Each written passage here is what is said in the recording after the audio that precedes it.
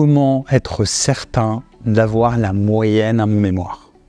Bonjour à tous. Alors aujourd'hui dans cette vidéo, je vais répondre à cette question qui est très pertinente parce qu'elle répond à une question centrale. Comment est-ce que je peux être certain de valider mon mémoire et d'obtenir le résultat attendu? C'est aussi une question que nous posent beaucoup de nos clients ou de nos clients potentiels quand ils nous contactent, c'est de savoir qu'est-ce qui me garantit que vous allez valider mon mémoire? C'est une très bonne question parce que au final, qu'est-ce que j'ai comme garantie? Il y a un risque, je ne sais pas, c'est pas moi qui décide, c'est un jury, c'est un directeur de mémoire. Comment est-ce que je peux être sûr qu'ils vont accepter mon mémoire? Je ne sais pas. Il y a un risque, il y a une incertitude. C'est à l'avenir, je sais pas, j'ai pas de boule de cristal. Donc c'est une question qui est très intéressante. Je vais vous répondre très précisément, très clairement à cette question sur la base de nos 15 ans d'expérience qu'on peut avoir chez Expert Mémoire par rapport à nos interventions rédactionnelles sur des mémoires, des thèses de doctorat dans différents domaines de compétences. Alors, la première chose, tout simplement, c'est que qui vous évalue, qui valide votre mémoire avant de le déposer? Vous avez certes des formations où vous avez un jury qui est distinct du directeur de mémoire, mais vous avez souvent des jurys qui sont internes à l'école. Le directeur de mémoire qui fait partie du jury, et qui d'ailleurs est censé vous suivre tout au long de l'élaboration de votre mémoire. Donc la manière la plus simple, c'est de vous mettre d'accord en amont avant de déposer votre mémoire. Et votre directeur de mémoire est censé vous suivre. Donc si déjà vous validez le plan, la problématique, la méthodologie de la partie empirique avant de rédiger, vous sécurisez la base. Après, si in fine, à la fin du mémoire, vous faites valider le mémoire par votre directeur de mémoire avant de le déposer, et votre directeur de mémoire soit effectivement le valide, soit vous fait part d'observations qui vous permettent de corriger, et puis après vous déposez une nouvelle version qui, elle, fait l'objet d'une validation. Votre directeur de mémoire vous fait comprendre que c'est bon, de manière tacite, ça va passer, ou il y a quelques observations qui visent à peaufiner, pas à valider, mais à peaufiner. On sait que c'est validé, on sait que le directeur de mémoire va valider le mémoire. Et quand on est dans cette configuration, avant la date limite imposée par l'école pour le dépôt du mémoire, vous êtes certain que vous allez avoir la moyenne, tout simplement. Parce que votre directeur de mémoire, vous l'a validé avant de déposer. Donc, il ne peut pas vous dire non après, parce qu'il se contredirait. Donc, s'il vous l'a validé avant, vous êtes certain de valider après. Donc ça, c'est la réponse un petit peu simple, mais qui est pourtant très véridique et qui marche. Quand on fait valider son mémoire par son tuteur, on est sûr de valider. Et chez nous, chez Expert Mémoire, sur nos interventions rédactionnelles, par rapport à nos procédures qu'on met en place quand on assiste nos clients, on a des moments de vérification, des moments clés où on s'assure que ce soit validé par le tuteur et on guide nos clients par rapport à cela. Donc c'est vraiment quelque chose que je vous invite à faire. Première chose. Deuxième chose, qu'est-ce qui fait que le mémoire, on va dire, c'est la loi de Pareto, c'est-à-dire qu'on a 5%, 10%, 20% des éléments qui vont déterminer 80-90% de la note. C'est-à-dire que dans votre mémoire, vous avez des choses qui sont importantes, d'autres qui le sont moins. Et si on se concentre sur ce qui est vraiment le plus important, et que si vous êtes bon sur ces quelques éléments qui sont très importants, vous êtes sûr que vous allez, entre guillemets, vous allez scorer suffisamment pour avoir la moyenne. Quels sont ces éléments? Ils sont assez simples. Il y en a quelques-uns, on les a déjà abordés sur cette chaîne YouTube.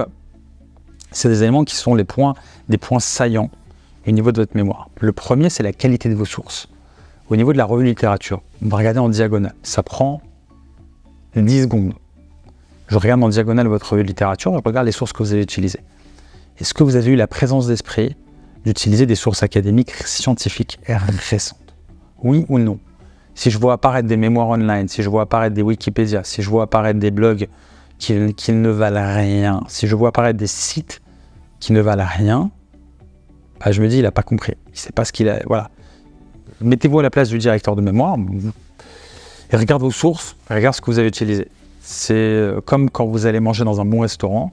Si vous voyez qu'on utilise des produits qui sont arrivés à péremption ou qui sont de mauvaise qualité, est-ce que ça ne va pas remettre en question toute la qualité du plat? Ça va le remettre en question. Donc là, c'est le même principe, les sources. Est-ce qu'elles sont qualitatives? Premier point. Si vous avez utilisé des sources qualitatives pour votre littérature, vous allez marquer beaucoup de points. Beaucoup de points. Le deuxième point, très bête, absence de faute d'orthographe. Donc c'est la forme. Est-ce que je rédige bien en français? Est-ce que j'ai une bonne plume? Est-ce que je maîtrise la grammaire, la syntaxe, le français? Oui ou non? Il n'y a pas de faute d'orthographe, très bien. Cet étudiant maîtrise la langue française. Vous marquez beaucoup de points. contrario par rapport à une personne qui a un document, et il y en a truffé de fautes d'orthographe, aussi bon soit le fond, il est complètement décrédibilisé. Il ne sait pas écrire français. Comment peut-il valider son mémoire? Mettez-vous à la place du jury. Deuxième point très important. Effectivement, s'il n'y a pas de faute d'orthographe, vous scorez. Déjà, vous rédigez très bien. C'est très bien, il n'y a pas de faute de français. Voilà, le jury va respirer convenablement. Vous allez marquer beaucoup de points. Troisième point, c'est évident. Dans un mémoire, vous avez une partie théorique, revue de littérature que j'ai évoquée. Vous avez une partie empirique. Est-ce que j'ai un équilibre? C'est pas tout le monde qui le sait. Mais il faut qu'il y ait un équilibre. Je ne peux pas avoir 30 pages de revue de littérature, 5 pages de partie empirique. Déséquilibre, ça ne passera pas. Vous n'aurez pas la moyenne. J'ai un équilibre à peu près. On n'est pas à la page près. Pas besoin d'avoir 20 pages, 19. Non, à peu près un équilibre. On garde le sommaire automatique. Est-ce que j'ai un équilibre entre la partie empirique, partie théorique? Oui ou non? Oui, très bien. Déjà, ça c'est bien. Ça c'est très important.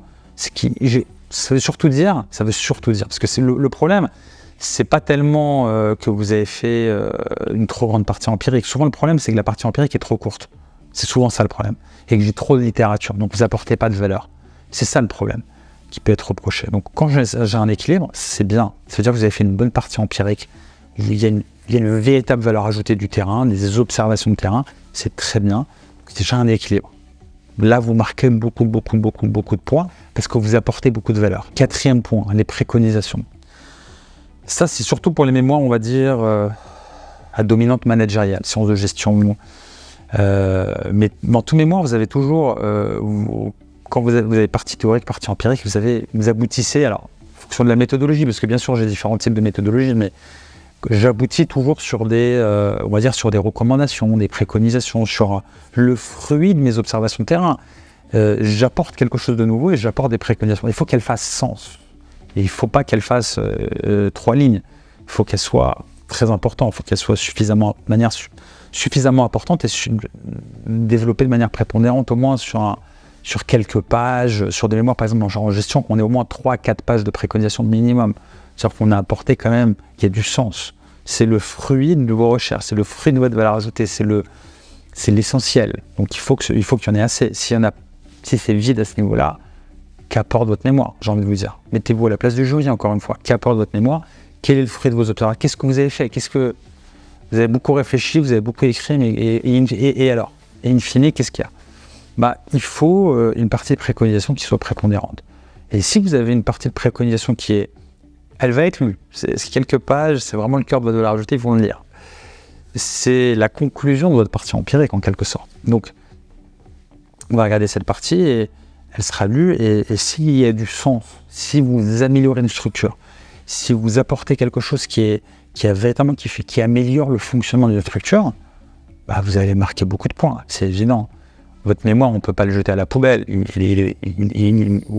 Vous allez marquer beaucoup de points. Cinquième chose, c'est moins important que les principaux éléments. Est-ce que vous avez un document qui est aéré, qui est bien rédigé? Quand je le regarde en diagonale, sans même le lire, mais je regarde, est-ce que c'est aéré, est-ce que c'est agréable à lire, est-ce que je vais prendre du plaisir, ou est-ce que j'ai des gros blocs de texte bien denses où je vais avoir mal à la tête quand je vais lire cela? Mettez-vous à la place du lecteur.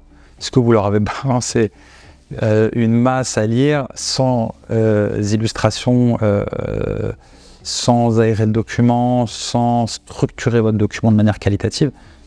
Ou est-ce que c'est agréable à lire? Est-ce que regardez des exemples de mémoire sur Internet qui ont obtenu une bonne note, qui sont tous très bien structurés.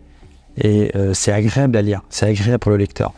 Donc, des équilibres entre les illustrations, le contenu, et non pas que des blocs de contenu dense. Voilà, j'espère que cette vidéo vous apportera quelques éclairages intéressants sur tout simplement ce qui est important pour valider votre mémoire et tout simplement comment sécuriser, garantir la validation de votre mémoire à travers l'obtention de la moyenne à l'épreuve. Je vous souhaite bon courage pour la rédaction de votre mémoire.